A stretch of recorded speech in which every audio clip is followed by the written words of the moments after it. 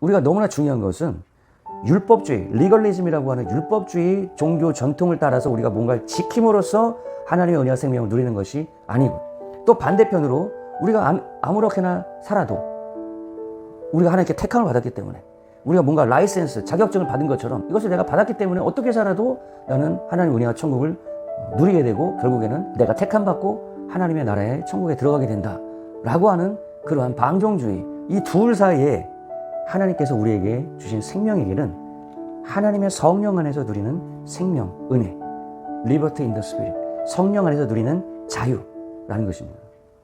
갈라디아서 3장 1절에 보면은 바울이 갈라디아 교인들에게 강한 어조로 책망합니다. 어리석도다 갈라디아 사람들아, 예수 그리스도께서 십자가에 못 박히신 것이 너희 눈앞에 밝히 보이거늘 누가 너희를 꾀더냐? 내가 너희에게 다만 이것을 알려하노니 너희가 성령을 받은 것이 율법의 행위로냐 혹은 듣고 믿음으로냐? 갈라디아 교인들이 바울에 의해서 복음을 듣고 신앙생활을 잘 해나가다가 이 신앙생활의 덫에 그 미혹에 빠졌는데, 갈라디아 교인들은 그것이 율법주의였습니다.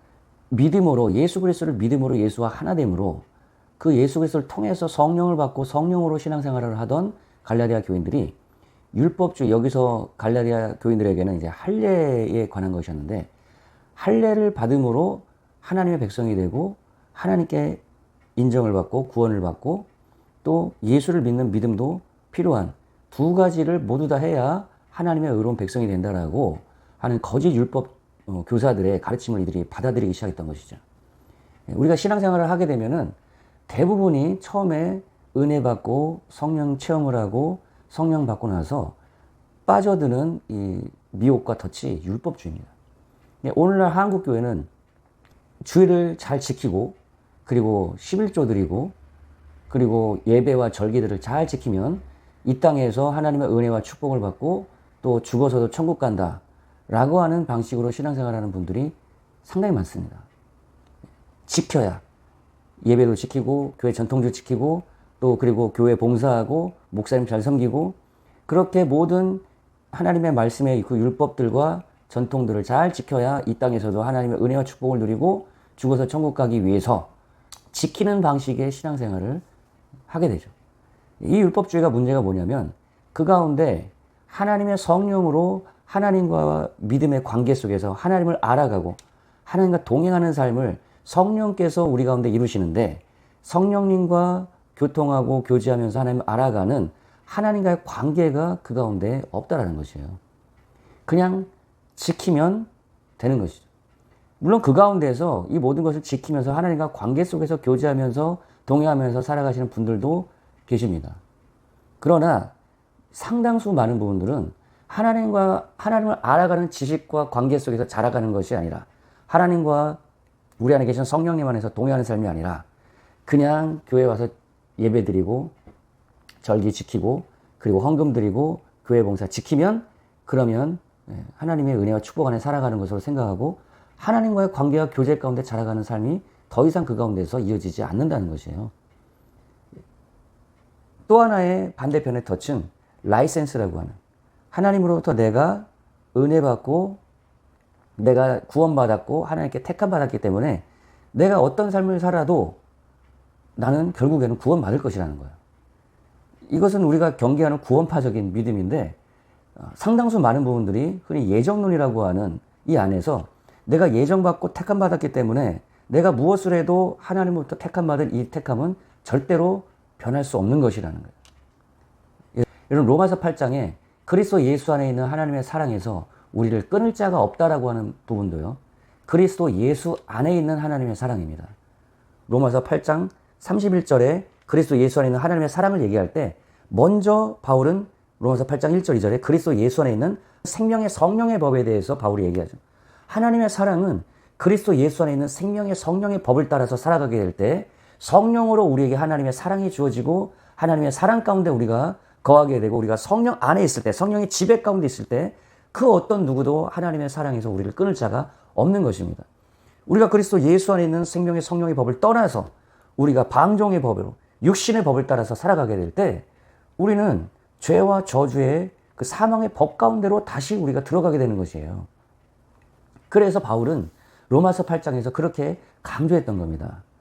육신대로 살아가는 자는 반드시 죽을 것이니 영으로서 몸의 행실을 죽이면 우리가 살 것이다 라고 하는 것이 바로 바울이 강조했던 바인 것입니다.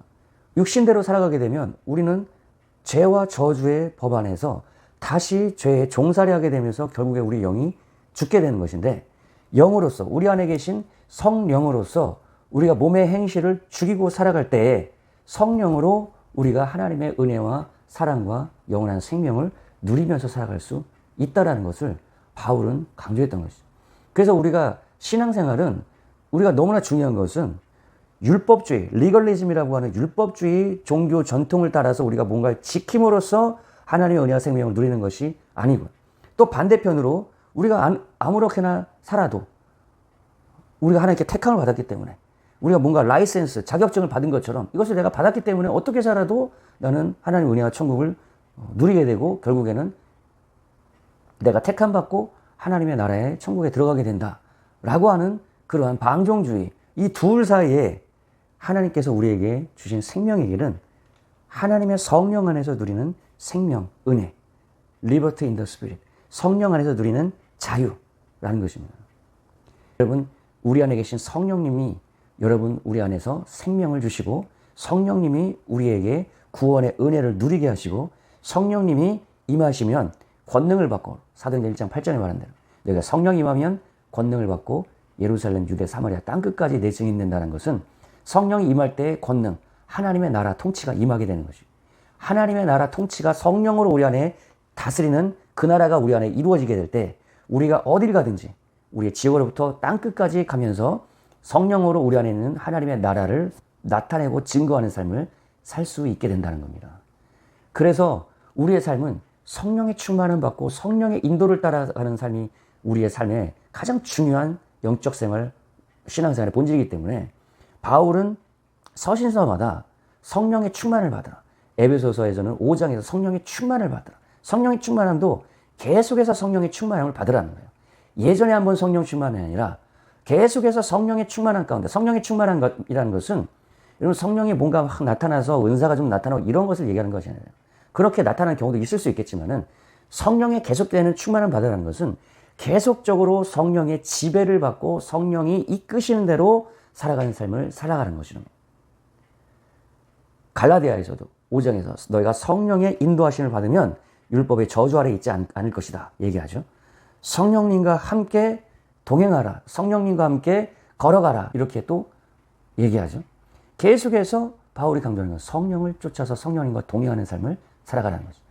로마서 6장에서도 죄 가운데 빠져 살아가는 그러한 방종주의를 6장에서 경계하고 7장에서는 종교 율법주의적인 삶을 살아가는 것을 경계하면서 얘기하다가 로마서 8장에 가서 그리스도 예수 안에 있는 자는 결코 정죄함이 없나니 그리스도 예수 안에 있는 생명을 주시는 성령의 법이 너희를 죄와 저주와 사망의 법에서 해방하였다 얘기하면서 성령으로 살아갈 것을 얘기합니다.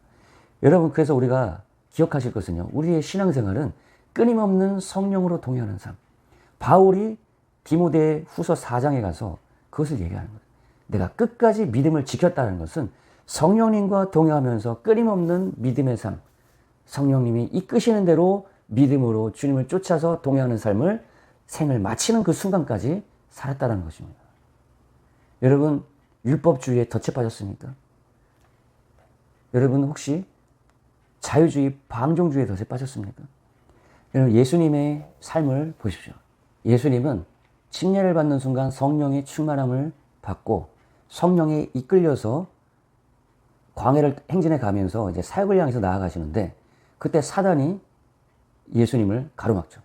우리가 성령의 충만함을 받고 성령의 이끌림을 받아 성령이 이끌려 나갈 때 사단은 우리가 그렇게 살아가지 못하도록 가로막습니다. 예수님이 어떻게 성령의 충만함을 받았습니까? 침례받고 누가복음에 보니까 기도할 때 성령이 임하시고 예수님은 성령의 충만함을 받고 성령에 이끌리는 삶을 살아가기 시작했습니다. 사단은 그것을 가로막는다는 거예요. 그래서 여러분, 우리가 예수님의 삶을 끊임없이 보게 되면은 예수님은 새벽 미명에 일어나셔서 기도하셨고 하루의 삶을 성령의 이끌림 따라서 살아가셨고 하루를 마무리하고는 한적한 곳에 나가서 또한 기도하시면서 하나님 아버지의 음성을 귀 기울이시고 하나님과 교제하는 삶을 사셨습니다. 사단은 그것을 가로막는 거예요. 예수님은 이제 성령의 충만함 속에서 복음을 전하고 귀신을 쫓아내고 질병을 고치며 하나님의 나라의 그 통치와 하나님의 다스림, 하나님의 나라가 성령으로 그 안에 임해 있는 그 증거를 나타내시는 하나님 나라의 복음의 사역을 성령으로 그 삶 속에서 펼쳐가기 시작했던 것이죠.